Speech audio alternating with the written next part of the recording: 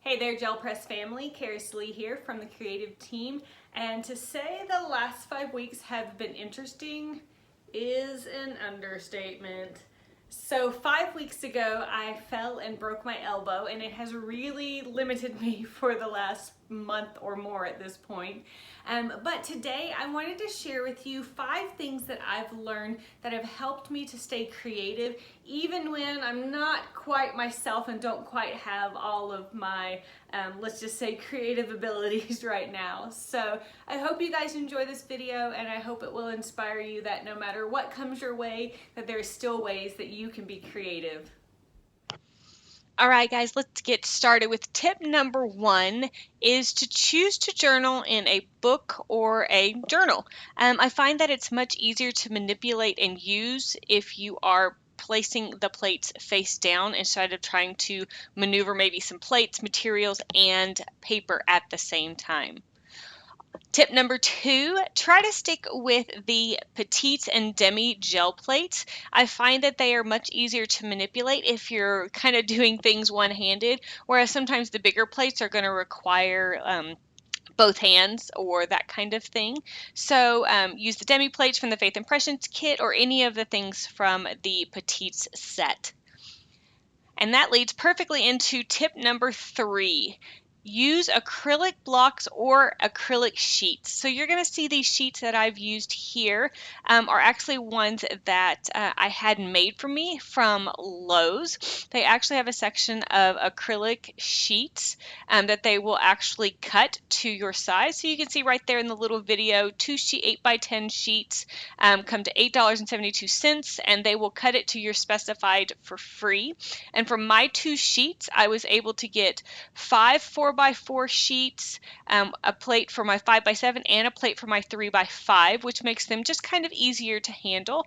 I'll put the dimensions I had them cut down in the description so you guys can find it and check that out. Tip number 4, limit your supplies. It can be really easy to want to be able to use everything, but if you're injured or don't have full capabilities over your hands, just stick with a bunch of easy stuff. We're just going to be using archival ink, a few stamps and texture plates, and like a black paint pen. Just to kind of have fun and just be able to do something artsy, like I said, even if I don't have full capabilities over both of my arms. So we're going to start this out super simple. I'm not even going to clean my square petite, and I'll put a link to all these that I use down below and all the colors of archival ink. So I'm really just going to be doing the same process over and over, where I'm just going to be using my archival ink pad to saturate my petite or my demi plates, and then just having fun and adding varying inks and textures to it just to, I don't know, just to have fun. You can see my one right there is kind of stained yellow. It was the first time I had used it, and I made the mistake of using a chartreuse green. And so what I'm doing here is I just took the blue, I put it on my plate, and then I put a stencil over it and used a baby wipe to kind of remove some of that ink off the centers. And it's just some fun added texture, and having that straight line, I'm just able to kind of build and layer my shapes on top of each other. All right. We're going to just spend some time playing with this, and I'll come back to you guys in just a little bit with tip number 5.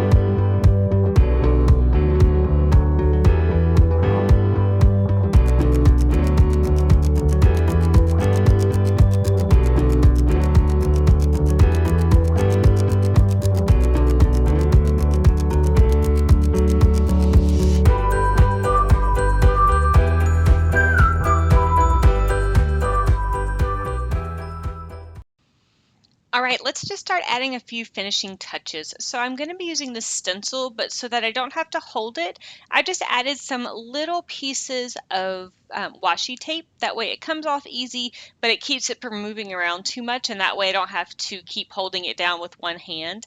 I'm just using a cosmetic wedge to just use my black archival ink to kind of just add some circles and some texture. I'm not filling in all of the white space because I want some of that white space to shine through from my background, but I'm just kind of dabbing it here and there, and then I'm using it and lining it up, and then you can see I'm anchoring it kind of to the desk and kind of to the paper again, just to keep it from moving around where I don't have to manually hold it down. You don't have to line the dots back up exactly if you don't want to. Totally up to you. It's just I don't know. I don't know if I have OCD or just whatever you want to call it, but they needed to be whatever for me. So you guys do what works for you. All right, and it is time for tip number 5. Let technology help you. This is a super cool little printer that I found. It's a thermal printer, so it doesn't require any kind of ink, and you can print directly from your phone, and it's kind of pocket-sized, and it's cute. Its name is Polly. I didn't name it, but it's adorable.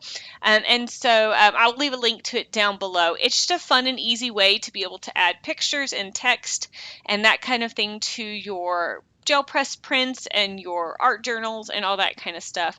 So this particular art journal is just kind of a way for me to just kind of remember that that running is still there, even if I can't do it right now because of my injury. I haven't been able to run in over 5 weeks, and I also am not been able to do any of the races that I had signed up for. So kind of bummed. So I thought I would kind of commemorate that in this particular thing, in this particular art journal. All right, now I'm using whiteout. It's just easier than a gel pen, and it just gets blobby, and I can do it one-handed. And now I'm just taking my black paint pen and just almost giving some kind of rough sketchy frames to my little images there and around my art journal that's almost complete, but not quite. We need one more piece of technology, and that is going to be a label maker, which is my cheater way of making titles like all the time.